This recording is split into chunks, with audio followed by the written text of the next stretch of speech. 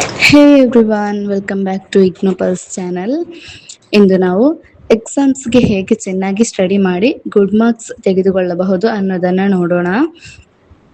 ಮೊದಲು ಈಗ ಎಕ್ಸಾಮ್ಸ್ ಹತ್ತಿರ ಬರುತ್ತಿವೆ, ಇನ್ನೂ ಸ್ಟಡಿ ಶುರು ಮಾಡಿಲ್ಲ ಅಂದರೆ ಇದು ರೈಟ್ ಟೈಮ್. ಹಿಂದೆ ಸ್ಟಾರ್ಟ್ ಮಾಡಿ. ಮೊದಲ ಸ್ಟೆಪ್, ನಿಮ್ಮ ಸಬ್ಜೆಕ್ಟ್ಸ್ ಅನ್ನು ಅರ್ಥ ಮಾಡಿಕೊಳ್ಳಿ. ಎಷ್ಟು ಚಾಪ್ಟರ್ಸ್, ಯಾವ ಟಾಪಿಕ್ಸ್ ಮತ್ತು ಕ್ವಶನ್ ಪ್ಯಾಟರ್ನ್ ಹೇಗಿದೆ ಅನ್ನೋದನ್ನು ಕ್ಲಿಯರ್ ಆಗಿ ತಿಳ್ಕೊಳ್ಳಿ. ಮುಂದಿನದು, ಒಂದು ಪ್ರಾಪರ್ ಶೆಡ್ಯೂಲ್ ಅಥವಾ ಟೈಮ್ ಟೇಬಲ್ ಮಾಡಿ. ಇತರರ ಟೈಮ್ ಟೇಬಲ್ ಕಾಪಿ ಮಾಡಬೇಡಿ. ನಿಮ್ಮ ಟೈಮ್ ಮತ್ತು ನಿಮಗೆ ಈಸಿ ಆರ್ ಹಾರ್ಡ್ ಆಗಿರುವ ಸಬ್ಜೆಕ್ಟ್ಸ್ ಆಧಾರದಲ್ಲಿ ಪ್ಲ್ಯಾನ್ ಮಾಡಿ. ಅದನ್ನು ಫಾಲೋ ಮಾಡೋದು ಇಂಪಾರ್ಟೆಂಟ್. ಇಗ್ನೋ ಸ್ಟಡಿ ಮೆಟೀರಿಯಲ್ ಮೇಲೆ ಫೋಕಸ್ ಮಾಡಿ. ಟೆಕ್ಸ್ಟ್ ಬುಕ್ ಓದಲು ಇಷ್ಟ ಇಲ್ಲ ಅಂದರೆ ಶಾರ್ಟ್ ನೋಟ್ಸ್ ಪ್ರಿಪೇರ್ ಮಾಡಿ. ಇದು ರಿವಿಷನ್ಗೆ ತುಂಬ ಹೆಲ್ಪ್ ಆಗುತ್ತದೆ.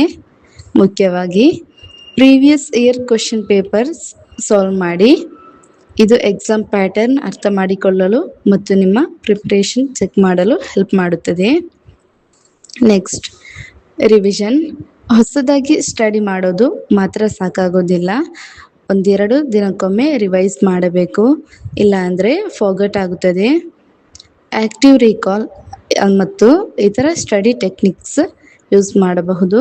ಇದು ನಿಮ್ಮ ಮೆಮೊರಿ ಸ್ಟ್ರಾಂಗ್ ಮಾಡುತ್ತದೆ. ಕ್ವೆಶನ್ ಪೇಪರ್ ಪ್ರಾಕ್ಟೀಸ್ ಮಾಡುವುದರಿಂದ ಟೈಮ್ ಮ್ಯಾನೇಜ್ಮೆಂಟ್ ಇಂಪ್ರೂವ್ ಆಗುತ್ತದೆ. 2-3 ಅವರ್ಸ್ ಒಳಗೆ ಎಕ್ಸಾಮ್ ಬರೆಯೋ ಪ್ರಾಕ್ಟೀಸ್ ಮಾಡಿ.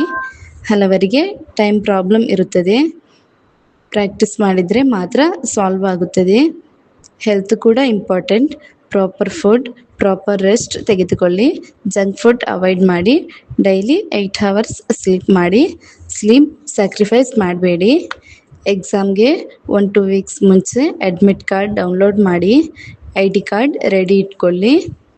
ಈ ಟಿಪ್ಸ್ ಫಾಲೋ ಮಾಡಿದರೆ ನೀವು ಗುಡ್ ಮಾರ್ಕ್ಸ್ ಸ್ಕೋರ್ ಮಾಡಬಹುದು.